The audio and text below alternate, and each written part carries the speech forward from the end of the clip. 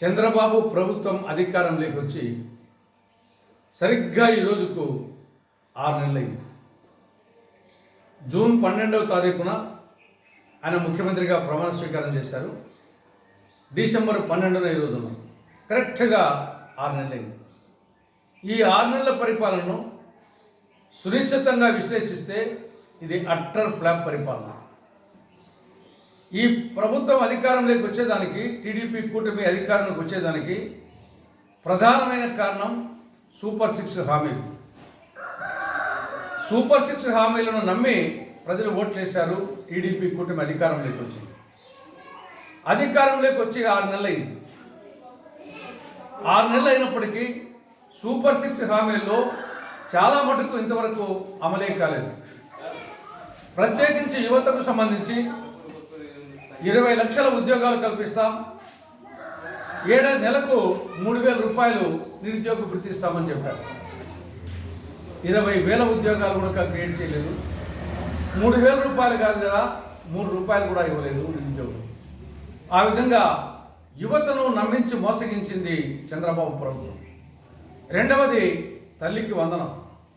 స్కూలుకు వెళ్ళే ప్రతి విద్యార్థికి సంవత్సరానికి వచ్చేసి 15,000 రూపాయలు ఇస్తామని చెప్పారు. 15 రూపాయలు ఇంతవరకు ఇవ్వలేదు. ఇది ఎలా ఉందంటే తల్లికి వందనం నిల్, తండ్రికి ఇంధనం ఫుల్ అనే విధంగా పరిపాలన సాగుతూ ఉంది. ఇక అన్నదాత సుఖీభవ, ప్రతి ఏడాది ప్రతి రైతు కుటుంబానికి 20,000 రూపాయలు ఆర్థిక సహాయం చేస్తామని చెప్పారు. ఖరీఫ్ సీజన్ దాటిపోయింది, రబీ సీజన్ కూడా ఆల్మోస్ట్ దాటిపోయే పరిస్థితికి వచ్చింది. ఇంతవరకు 20 రూపాయలు ఇవ్వలేదు. అన్నదాత సుఖీభవ పథకం అన్నదాత దుఃఖీభవ పథకంగా తయారైంది. ఇక మహిళలకు సంబంధించి ఆర్టీసీ బస్సుల్లో ఉచిత బస్సు ప్రయాణం, దాని ఊసే లేదు. 19-59 సంవత్సరాల మధ్య వయసున్న మహిళలకు నెలకు 1,500 రూపాయలు ఆర్థిక సాయం చెప్పారు. ఆడబిడ్డ నిధి కింద అడ్రస్ లేదు.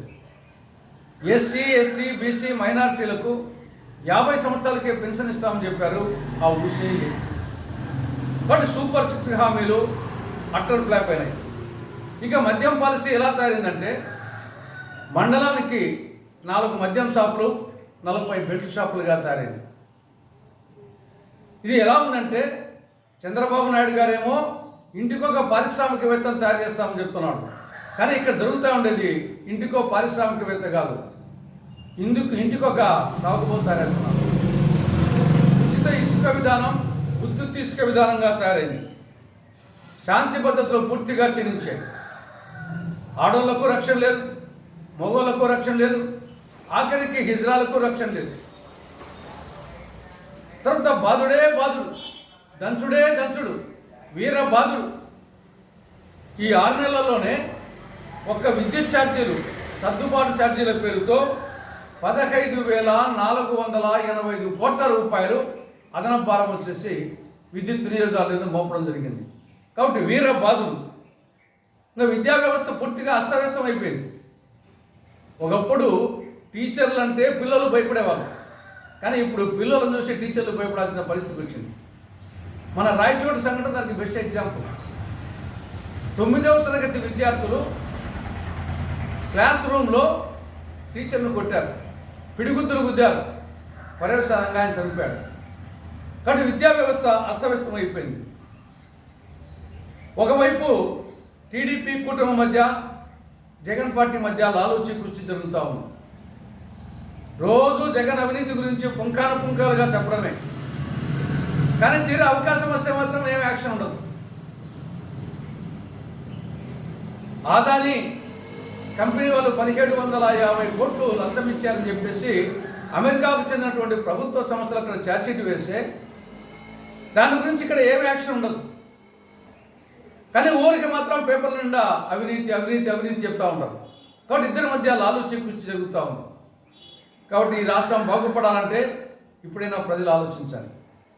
ఒక్క కాంగ్రెస్తోనే ఇందిరమ్మ రాజ్యం సాధ్యం.